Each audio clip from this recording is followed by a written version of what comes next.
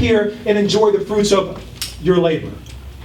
If we keep that laser vision focus on that, then we can put a million different things up on the wall, as long as we stay focused on figuring out how to get rid of the crime in our city. Thank you, Mr. Thomas. Let me say that this isn't about no one having civility. We're having a debate here tonight. And in a debate in our country, you have the right to criticize your leaders. At the time, until the voters of Ward 2 make a different determination, he's our leader. The Bible says that the people perish because the leaders have no vision. So am I going to sit here and play nice and not hold him accountable? Of course not. Now, when he says something about the buyback program, I disagree with both of them. I don't believe this is a Band-Aid. You look at the research, and this can be disputed, but they just did it. The Newspress talked about it in their editorial. In Tampa, they took 500 guns off the street. How can you make an argument when you have a city that's known as Little Pakistan, AKA Afghanistan? You have babies being killed on the street, and then you criticize a councilwoman who brings forward an idea to get guns off the streets? How is that responsible? The question should be asked for Councilman Street. She's had 8 years. She's been on there 4 months. What solution have you brought up to solve the unsolved homicides? What solutions or policy prescriptions have you made to make the lives of the people who are catching hell in your community better? So we can criticize Ms. Watson, but I won't stand for it. I believe she's making a hell of a difference already. So, is the buyback program the end-all, be-all? No, it is not. Is it a first step? Yes, it is. I believe we're making and moving in the right direction. The council should study it. I don't think they need much study. I think they need to look at what is done in other cities. I'm a big believer of this. If it works in a big city, then it'll work in a small city. If this program will take one gun off the street that could have been used to hurt somebody like Mrs. Shirley Blank's granddaughter, then that is money well spent. Now, when he also talks about how much money being spent, she never proposed $50. We don't know how much you can put into this program, but I think they ought to put some real money into it. Thank you, Anthony. Mr. Street, your opportunity for rebuttal. Yes, sir. I don't know what Mr. Bianco might say, but I want to say that I don't think in no way that we criticized her. We supported her and said, let's do it.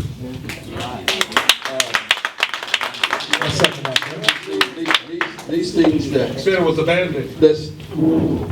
No, sir, I didn't say it was a Band-Aid. Mr. Bianco. I said it was a Band-Aid. So let's get the fact straight. And we're willing to do that. We're willing to do what needs to be done.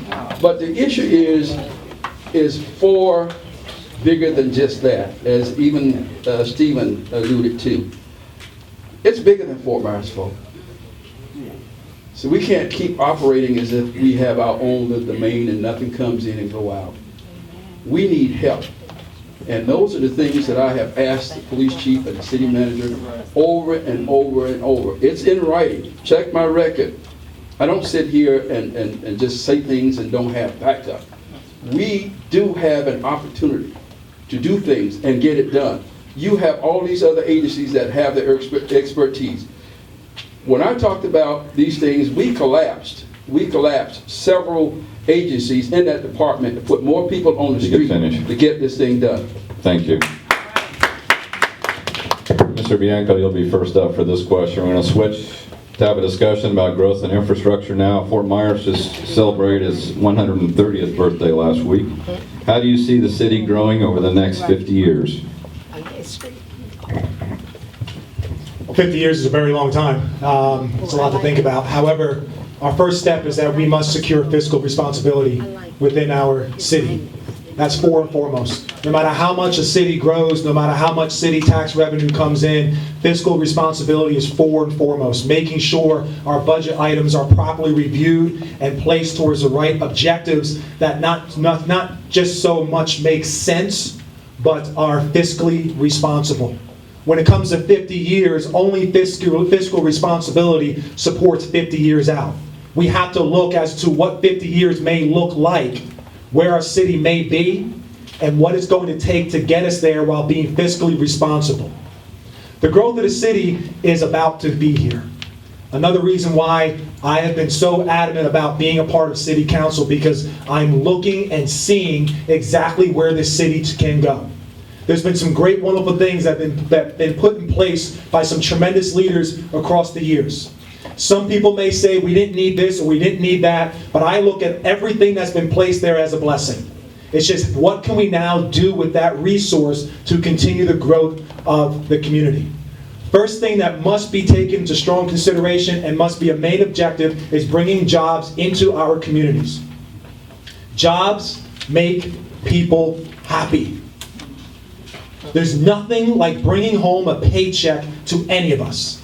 We all feel great when we have our paycheck in hand. Every community in this city. And that's one thing that we must continue to pay attention to in this debate, is that this is an entire city. This is an entire ward. It consists of many different people, many different streets, many different sections. And we have to have a city that's fully unified, because we are only as great as everybody being together. If everybody is treated fairly and equally, then we have a great city, and that great city will support itself. Thank you. Mr. Thomas?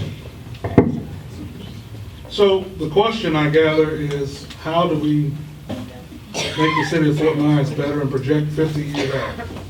I don't believe that you can do any projecting or planning for the future until you deal with the out-of-control crime and violence in our community.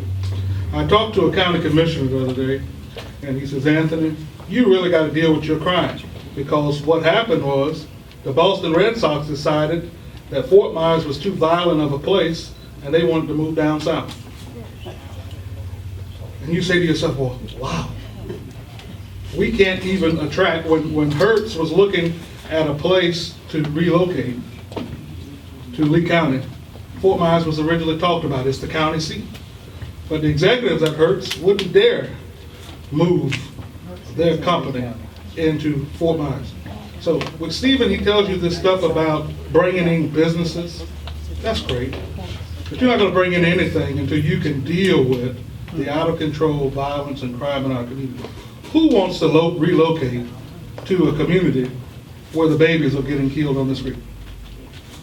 Who wants to build a business there?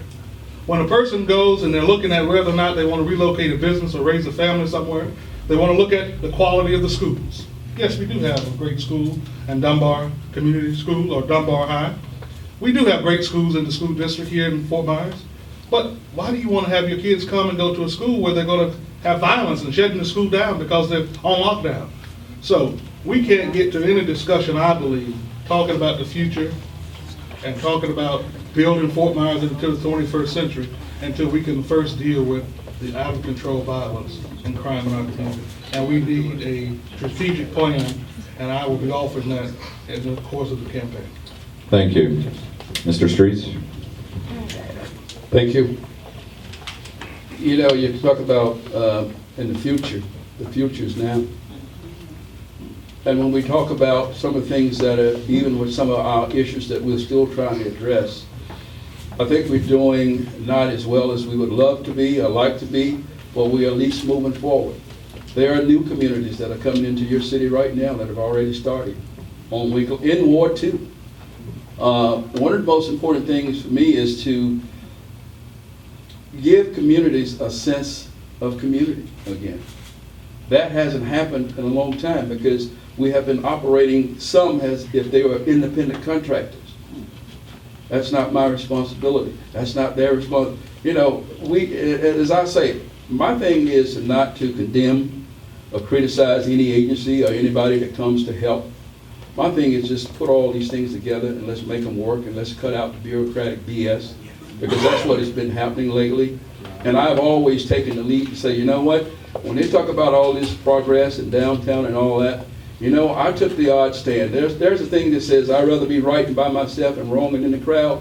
But when you look at it today, some of the things that have been written and brought up before council, I don't have any problem because I'm going to represent the interest of the people, not what I want, not my will, but the will of the people for safety's sake and all other sectors. So we have a great opportunity, and we're not going to get anywhere and keep arguing at each other. We know what needs to be done. Whoever brings the best, let's do it, and let's move on. Safety is always number one.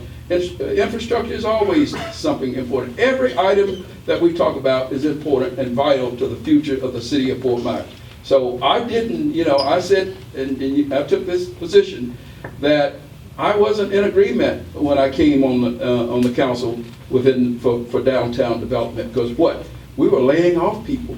We were doing this. We were going the wrong way. So I took the thing to say, you know what? I can't consciously support things that are going on downtown when my town is suffering. Thank you. Mr. Bianco, you have a chance for rebuttal. Well, on the rebuttal, I'm going to get a little passionate about this. I came to this city for a reason. I did not come to this city to talk about negative things. I came here, this city's paradise. There are so many amazing, great things about this city of Fort Myers. And some people question, well, you've only been here a short time. That's fine. I get to see from the outside how amazing this place is. I'll tell you what, number one, there's nothing like shoveling snow, first and foremost. Okay? But to address the issue, we have a positive city here. I do not want to harp on all the negativity. Yes, it's there. But the only way something grows is when you feed it. And you feed it energy, you feed it light, you give it fertilizer, you give it things that it's going to grow on. Let's focus on that. Let's focus on what a great place we have. The fact that we have great high schools throughout this entire city. Again, we keep concentrating on one section of the city, and we have to. We have to pay attention to it. But we have an entire city to run here. And it's 6 wards deep.